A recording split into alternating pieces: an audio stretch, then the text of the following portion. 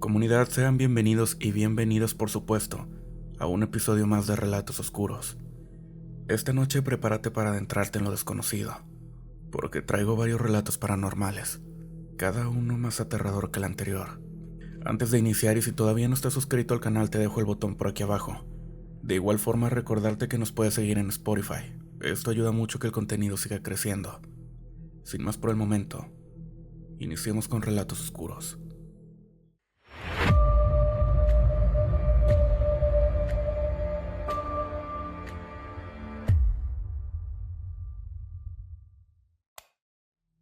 Nunca he contado esto de forma completa, y probablemente muchos no me crean. Pero si alguien más allá está viviendo algo parecido, tal vez entienda por qué lo que muchos llaman don, yo lo veo como una maldición. Desde que era niño siempre supe que algo en mí era diferente. No me refiero a cosas mágicas ni superpoderes. Hablo de sensaciones, demasiado intensas para ignorar. A los 5 años recuerdo que una noche me desperté llorando, sin razón aparente. Mi mamá me cargó, me llevó a la sala, y mientras intentaba calmarme, le dije que la señora del rincón no me dejaba dormir. En ese momento ella no le dio importancia. Pensó que era imaginación infantil, como cualquier niño con miedo a la oscuridad.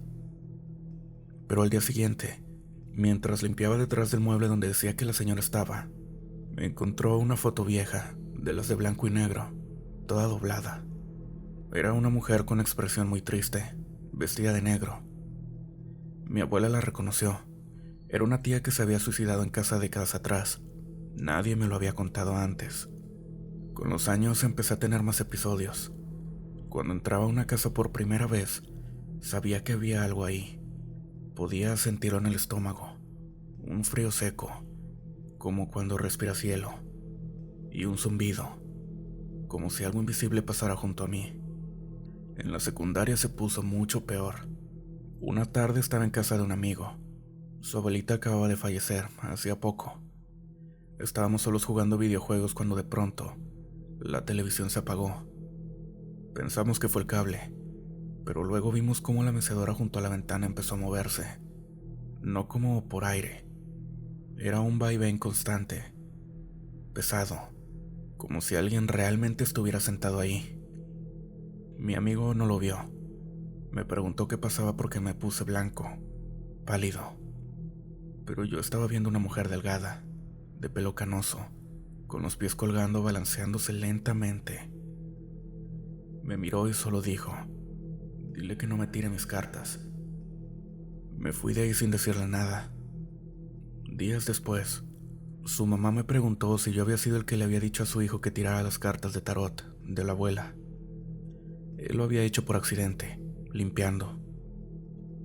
Me quedé mudo. Nunca lo supe, pero la señora sí. A partir de ahí me empecé a cerrar. Lo ignoraba. Me decía que eran coincidencias, sueños, estrés, pero no se iba. A los 22 renté un departamento solo. Lo necesitaba. Sentía que alejarme de la gente me ayudaría a calmar eso que llevaba dentro. Y no funcionó. Al contrario, ese lugar fue el más pesado de todos. La primera noche desperté en la madrugada. Esa hora se volvía constante. Las 3 de la mañana. Escuché lo que parecían pasos mojados en la cocina. No tenía mascotas. Al asomarme no había nadie, pero el suelo tenía huellas, como de pies descalzos, pero embarrados en algo oscuro. No era agua, era más espeso, como barro. La segunda semana fue la peor. Yo estaba trabajando desde casa. Llevaba días sintiendo que alguien me observaba desde el pasillo, siempre desde el mismo rincón, donde pegaba la sombra. Una noche, estaba viendo una película cuando escuché una risa. No era un audio de la película, era en la sala. Me giré y la vi. Una niña, no más de 8 años, con un vestido azul desteñido, los ojos completamente negros. No tenía brillo y me sonreía, pero no como un niño feliz. Era una sonrisa descompuesta, forzada, casi como si no entendiera cómo funcionan los músculos humanos faciales. Quise gritar, pero no pude. Lo único que hice fue cerrar los ojos y empezar a rezar. Cuando los abrí ya no estaba, pero había dejado algo. Su reflejo seguía en la pantalla del televisor apagado, parada justo detrás de mí. Después de eso supe que ya no podía seguir viviendo así. Fui con un santero, con una señora que leía energías e incluso con un padre católico. Todos coincidían en algo. Tenía el ojo abierto, y si no lo cerraba, cosas cada vez más oscuras se me iban a pegar. Pero había un problema. Nadie sabe cómo cerrarlo, porque según ellos no fue algo que me abrieron. Yo nací así, como si hubiera cruzado la puerta desde antes. Con el tiempo, lo que era una sensibilidad se volvió un tormento. Ya no era ver sombras o escuchar ruidos, era soñar con cosas que pasaban, pero distorsionadas, como si viera la versión muerta de un lugar. Gente que ya no estaba, pero que actuaba como si estuviera viva. Me veían, me hablaban, me suplicaban cosas. Una vez viajé a Guanajuato, solo por unos días para despejarme. Me hospedé en una casa antigua, transformada en Airbnb. La dueña me recibió y me dio un cuarto al fondo, junto a un pasillo largo lleno de retratos antiguos. La primera noche fue tranquila, pero la segunda escuché a alguien corriendo por el pasillo, como si trajera cadenas en los pies. Me asomé, pero no había nadie. Cerré la puerta con seguro, me recosté, y ahí fue donde empezó. La puerta tembló, como si alguien la golpeara con los puños. Me levanté en seco, no podía respirar bien. El aire se volvió denso, y escuché una voz masculina, del otro lado, que decía: ábreme, tú sí puedes verme. No lo hice. Me acurruqué en la esquina del cuarto con una cobija sobre la cabeza como un niño asustado. Pero esa noche no dormí, porque por el resto de la madrugada, esa voz no paró. A veces lloraba, a veces se reía, a veces solo murmuraba cosas incomprensibles. En una, juraría que dijo: tú también estás muerto, pero aún no lo sabes. Esa frase me partió la mente. Entendí que esto no es un don, es un castigo. Es como vivir en un canal mal sintonizado, donde las señales de este mundo y la del otro se mezclan, y tú estás atrapado en medio. Hoy ya no intento entenderlo, solo sobrevivo. Aprendí a no mirar directamente a los espejos después de las 3 de la mañana. Aprendí a ignorar los murmullos, a no seguir sombras, a no responder si escucho mi nombre cuando sé que estoy solo. Porque lo que vive al otro lado no quiere que lo veas, quiere que cruces. Y yo estoy cada vez más cerca. Buenas noches.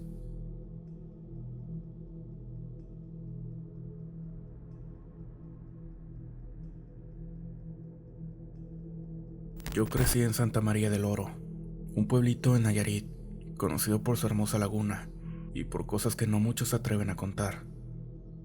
A veces pienso que hay lugares donde la tierra guarda secretos tan viejos que solo se revelan cuando alguien lo suficientemente tonto o valiente empieza a hacer preguntas. Mi historia comienza cuando tenía 24 años. Había regresado al pueblo después de vivir unos años en Tepic. Me fui a estudiar allá, pero por cuestiones familiares volví a la casa de mi abuela. Siempre fue un lugar acogedor, con esos aromas a café de olla y pan recién hecho, pero cuando volví todo se sentía distinto. El ambiente estaba más denso, más pesado, como si alguien invisible estuviera observando desde los rincones. Mi abuela ya estaba grande, pero seguía lúcida, y como una buena mujer de rancho, siempre fue muy supersticiosa. Desde que llegué me soltó una advertencia extraña: no andes preguntando por doña Eloísa, tú déjala en paz, ¿sí? Yo no entendía por qué. Esa mujer vivía al fondo del pueblo, casi en los límites del monte. Siempre fue solitaria, con una mirada que te lava los huesos. Nadie sabía exactamente cuántos años tenía. Algunos decían que ya estaba viva cuando mi bisabuela era niña. No pasaron ni 2 semanas cuando empecé a escuchar cosas raras por las noches. El sonido de ramas golpeando la ventana, aunque no había viento. Aullidos, pero no eran de perros. Más bien como si alguien estuviera imitando a un perro. Y lo más raro fue una madrugada que escuché a alguien silbando fuera de la casa. Un silbido largo, monótono, como si llamara a alguien. Me asomé por la rendija de la ventana, pero no había nadie, solo neblina. Una noche decidí salir a caminar, para despejar mi cabeza. Me llevé una linterna y tomé el camino que lleva al cerro. No sé por qué, pero algo me jalaba ese rumbo, como si una fuerza me guiara. Y ahí fue donde la vi, doña Eloísa, parada en medio del camino, mirándome fijo. No dijo nada, pero sus ojos eran como carbón ardiendo, negros, profundos, con un brillo rojo que no era natural. Me congelé. Ella solo alzó la mano, como si estuviera dándome una bendición, o una maldición. Desde esa noche, todo se salió de control. Los sueños comenzaron. Soñaba con cuervos rodeando mi cama, con mi abuela llorando sangre, con una figura encapuchada parada en la esquina del cuarto. Y cada mañana despertaba con moretones, como si algo, o alguien, me hubiera agarrado con fuerza mientras dormía. Una vez en pleno mediodía, vi pasar a doña Eloísa frente a la casa. Lo extraño era que no caminaba, flotaba, apenas a unos centímetros del suelo. Nadie más la vio. Cuando le conté a mi abuela, palideció y me pidió que la acompañara al altar que tenía en su cuarto. Me dijo que íbamos a hacer una oración especial para cortar el lazo. No entendí en ese momento qué quiso decir con eso, pero accedí. Ella encendió una veladora negra, sacó una medallita vieja y empezó a rezar en un idioma que no era español. Sonaba como náhuatl, pero mucho más gutural. Después de esa noche las cosas empeoraron. Las paredes de la casa empezaron a tener marcas extrañas, como garras. Mi abuela enfermó repentinamente. No quería comer. Decía que escuchaba a alguien susurrándole al oído. Un día la encontré hablando sola frente al espejo, o eso pensé, hasta que vi el reflejo. En el espejo, la cara no era suya, era la de una mujer más joven, pero con una expresión que yo recuerdo como diabólica. Me fui del pueblo a los pocos días. No aguanté más. Antes de irme, una vecina me buscó en la tienda del centro. Me dijo en voz baja: tu abuela trató de protegerte. Doña Eloísa te eligió porque preguntaste por ella. Ahora te lleva marcado. Hasta hoy sigo teniendo pesadillas. A veces despierto con rasguños en la espalda. En una ocasión encontré una trenza de cabello humano en mi almohada. Lo llevé a analizar, pensando que era una broma de muy mal gusto, pero resultó ser una persona fallecida. No sé qué era exactamente doña Eloísa, una bruja, un demonio, un espíritu ancestral, pero estoy seguro de una cosa: hay gente que vive entre nosotros y que no envejece, porque ya no pertenece en este mundo. Santa María del Oro es precioso, pero también es uno de esos lugares donde el velo de lo real y lo imposible se desdibuja, y a veces, solo a veces ese velo se rompe. ¿Y tú? ¿Alguna vez te has cruzado con alguien que no parece del todo humano? Buenas noches.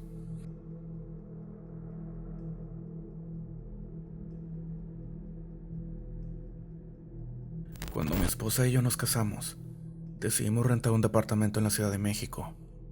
Queríamos algo céntrico, no muy caro, pero que tuviera lo básico para empezar nuestra vida juntos. Después de buscar durante semanas, encontramos una torre de departamentos en la colonia Doctores. No era bonita, pero tenía vigilancia, elevador, y estaba cerca de nuestras oficinas. Lo que terminó de convencernos fue que el precio era ridículamente bajo para la zona. Nos asignaron el 303. Desde el principio algo nos pareció raro.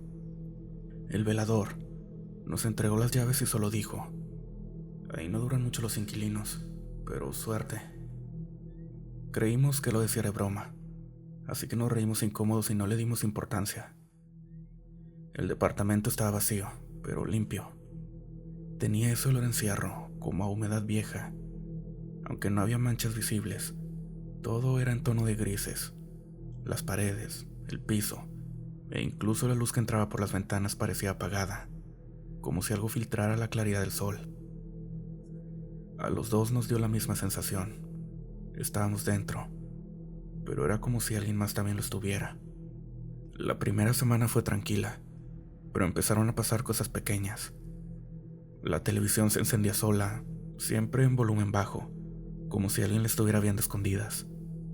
Las ventanas amanecían abiertas, aunque cada noche las cerrábamos con seguro. Una vez encontramos un vaso de agua en el lavabo, y ninguno de los dos lo había puesto ahí. Después vino el olor. Un día, mientras comíamos, nos llegó un hedor fuerte, como a carne podrida, mezclado con azufre. Revisamos el refrigerador, el bote de basura e incluso las coladeras. Nada. El olor desapareció tan rápido como llegó, pero volvía. Siempre a la misma hora, era en la madrugada. A esa hora también empezamos a escuchar ruidos en los pasillos. Pasos, un bastón arrastrándose, como si alguien caminara lentamente fuera del departamento.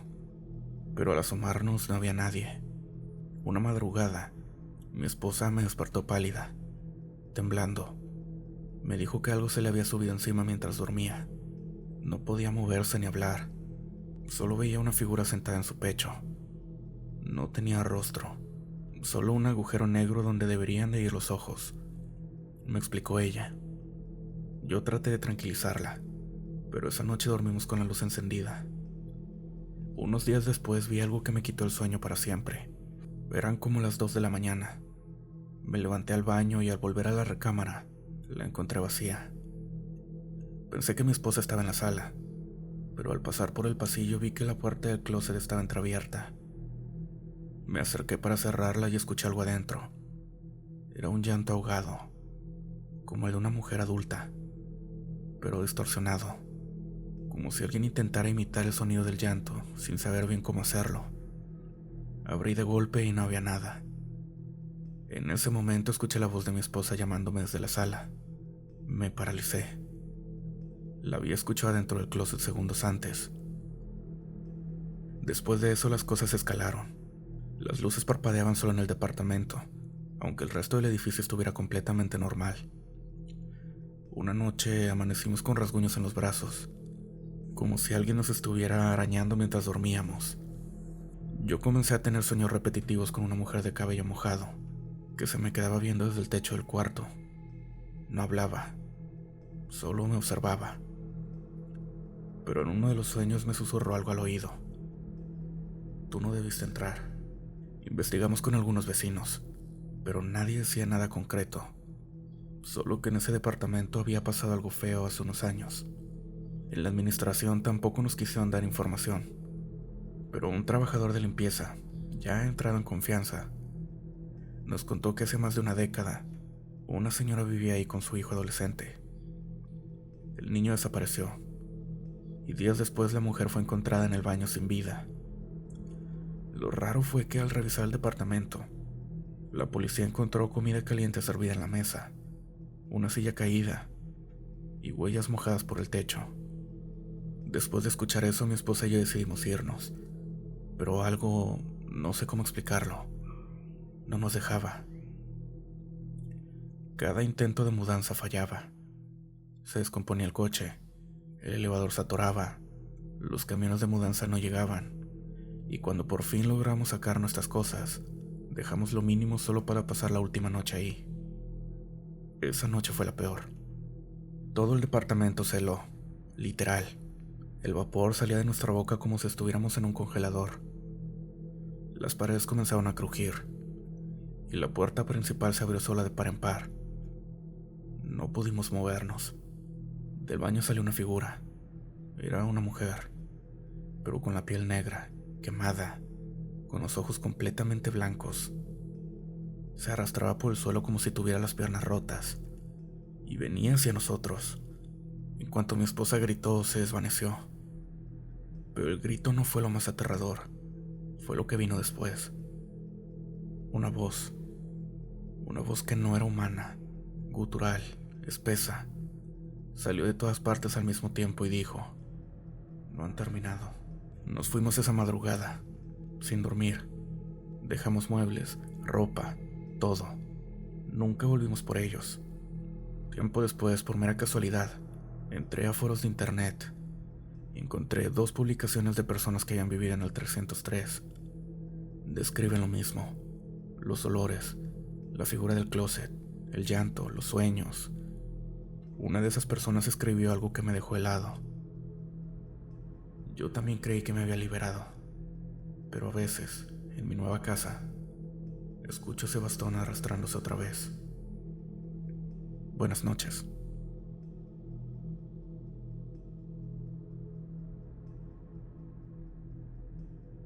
Cuando nos mudamos a esa casa en San Francisquito, Querétaro, no me imaginé que terminaría marcando nuestras vidas de esa forma. Era una casa vieja, de techos altos, muros gruesos y detalles coloniales que a primera vista parecían tener cierto encanto. Mi esposo la encontró barata y bien ubicada, así que no lo pensamos mucho. Nos mudamos con nuestro hijo, Aarón, que en ese entonces tenía 8 años.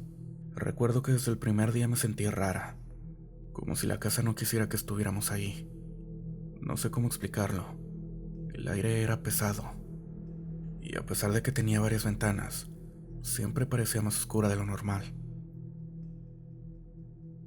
No había pasado ni una semana cuando Aarón empezó a decirme que escuchaba ruidos en el techo, por las noches. Pensé que era por los gatos del barrio, o por la madera vieja, así que no le di mayor importancia. La casa tenía un compartimiento arriba del techo, una especie de espacio para guardar cosas, al que se accedía con una trampilla en el pasillo, un ático. Mi esposo subió una vez a dejar unas cajas con cobijas y platos viejos, y no volvimos a hablar de ese lugar. Yo ni siquiera me animé a mirar hacia adentro, no porque supiera que había algo, sino porque algo dentro de mí prefería no saber. Pero Aarón seguía inquieto. Decía que por las noches escuchaba pasos encima de su cuarto. 3 pasos. Siempre 3. Luego un silencio largo y profundo. Y a veces decía que escuchaba como si alguien respirara justo arriba de él. Me lo contaba con los ojos muy abiertos, y yo trataba de tranquilizarlo como podía, diciéndole que era su imaginación. Mi esposo, que es aún más escéptico, le decía que dejara de inventar esas cosas. Pero una noche las cosas cambiaron. Me despertó un ruido raro, como un chirrido metálico. Me levanté y vi que la trampilla del techo estaba ligeramente abierta. Sentí un escalofrío recorrerme la espalda. Caminé al cuarto de Aarón y lo encontré despierto, tapado hasta la cabeza. No quise asustarlo más, así que fingí que no había pasado nada. Poco después, me empezó a tener fiebre y pesadillas. Lloraba por las noches y despertaba diciendo que eso lo estaba viendo. Fue entonces cuando empezó a hablar de la sombra en el pasillo. Decía que la veía de pie, justo debajo de la trampilla, que no tenía cara, que no se movía, pero que sabía que estaba ahí, que lo observaba. Al principio pensé que eran alucinaciones por la fiebre, pero lo que pasó después ya no tenía explicación lógica. Una mañana, mientras le ponía su camiseta, vi que tenía moretones en el brazo. Uno de ellos parecía la forma de una mano. Me asusté mucho. Le pregunté si se había caído o si alguien le había hecho algo, pero él me juró que no, que eso lo agarraba mientras dormía. Mi esposo seguía sin creerlo, hasta que una noche lo escuchamos gritar como nunca. Corrí a su cuarto y lo encontré flotando unos centímetros de la cama, como si algo invisible lo jalara por los tobillos. Mi grito despertó a mi esposo, y en cuanto prendí la luz, Aarón cayó de golpe sobre el colchón. Estaba llorando, temblando. No podía hablar, solo señalaba el techo. Esa noche dormimos los 3 juntos. Nadie pudo pegar el ojo. Al día siguiente decidí subir yo mismo al compartimento. Pedí una linterna y respiré hondo antes de abrir la trampilla. El olor que salió fue asqueroso, con humedad mezclada con carne vieja. Subí unos escalones y alumbré al interior. Lo que vi me heló la sangre. Había marcas en la madera, como de garras. También encontré mechones de pelo negro, enredados en las vigas. Y en una esquina, una caja de madera cubierta con una manta gris. La bajé con cuidado. Dentro había figuras de barro con alfileres clavados, velas derretidas, plumas negras y papeles con símbolos que no entendía. No sé si era brujería, santería o algo peor, pero lo que sí supe fue que no podíamos seguir ahí. Nos fuimos esa misma tarde. Aarón tardó meses en recuperarse, e incluso ahora, años después, a veces me dice que escucha pasos, 3 golpes secos, como si algo todavía lo buscara, y yo no tengo el valor de decirle que a veces yo también los escucho. Buenas noches.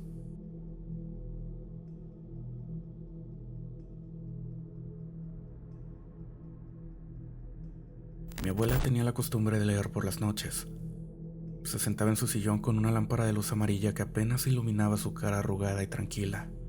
Yo tendría unos 8 años cuando me empezó a gustar sentarme con ella, justo antes de dormir, mientras tejía en silencio.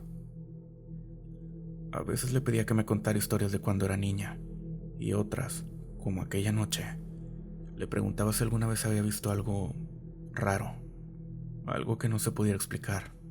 Ella dejó de tejer, cosa que nunca hacías ahora.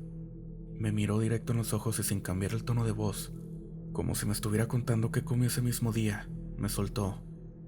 ¿Te acuerdas del rancho de tu tío Felo, allá en Galeana? Pues ahí vivió una bruja. Yo solté una risa nerviosa. Pensé que me estaba asustando a propósito, pero su expresión no cambió. Me acomodé mejor en la silla y me quedé callado. Ella continuó. Dijo que cuando era niña, vivía en ese rancho con sus papás, en una casa de adobe, techada con lámina oxidada. Todo alrededor eran cerros, y los caminos eran de tierra suelta, llenos de piedras y huellas de animales. En las noches, no había más ruido que el viento, los coyotes a lo lejos, y de vez en cuando, el chillido de las tejas con el aire frío bajando de la sierra. Una de esas noches, justo cuando ella tenía mi edad, escuchó por primera vez el sonido. Era un llanto, como el de una mujer, pero no era un llanto normal, dijo. Era un quejido que se alargaba como si lo estuvieran arrastrando por la garganta. Era un quejido que se alargaba como si lo estuvieran arrastrando por la garganta. Nadie más en la casa parecía oírlo.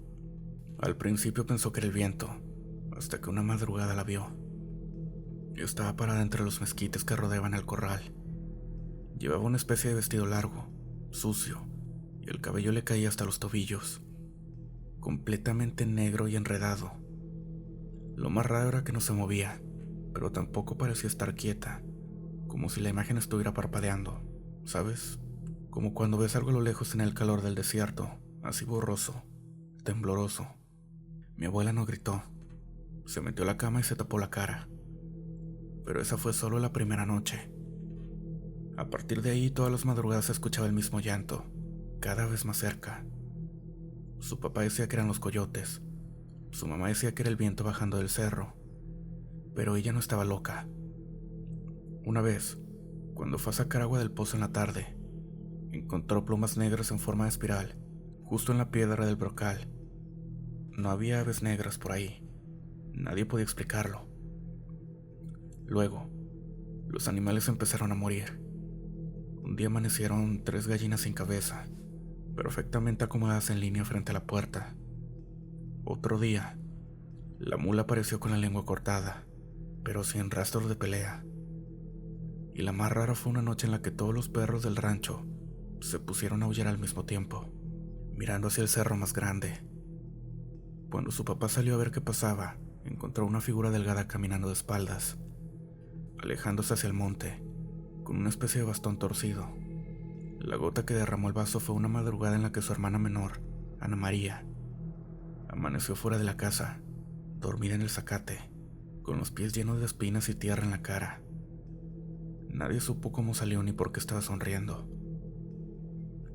Después de eso, el papá de mi abuela fue a ver a una señora que vivía del otro lado del valle, una curandera. Ella dijo que la bruja no vivía en el rancho, pero que bajaba del cerro cuando olía miedo, que buscaba a los niños que estaban solos, a los que no eran queridos, y que una vez que ponía la vista en uno, lo seguía por días, semanas, hasta que lograba meterle algo oscuro. El remedio fue simple: enterrar una cruz de acote invertida en cada esquina de la casa y rociar las puertas con agua bendita, mezclada con cenizas de copal. No sé si fue coincidencia, pero mi abuela dice que desde ese día nunca más lo volvió a ver, aunque el llanto todavía se escucha a veces, más lejano, como si viniera desde dentro del cerro.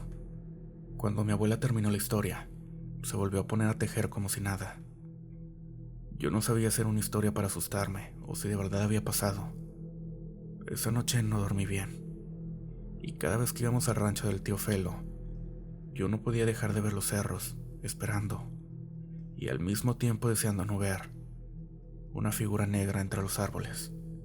Con el tiempo entendí que las historias que contaba mi abuela no eran solo cuentos, eran advertencias, señales disfrazadas de anécdotas, porque aunque nunca la vi con mis propios ojos, el simple hecho de que mi abuela, la persona más cuerda y sensata que he conocido, lo haya contado con tanta calma, me hace pensar que quizá hay cosas en los cerros que no queremos ver, porque si las vemos, ya no se van. Buenas noches. Comunidad, con eso llegamos al final de este episodio. Espero las historias hayan sido de tu agrado, y recordarte que si aún no estás suscrito al canal, puedes hacerlo aquí abajo. De igual forma, seguir el podcast en Spotify. Esto ayuda mucho a que la comunidad siga creciendo. Y sin más por el momento, nos vemos en el próximo episodio de Relatos Oscuros. Buenas noches.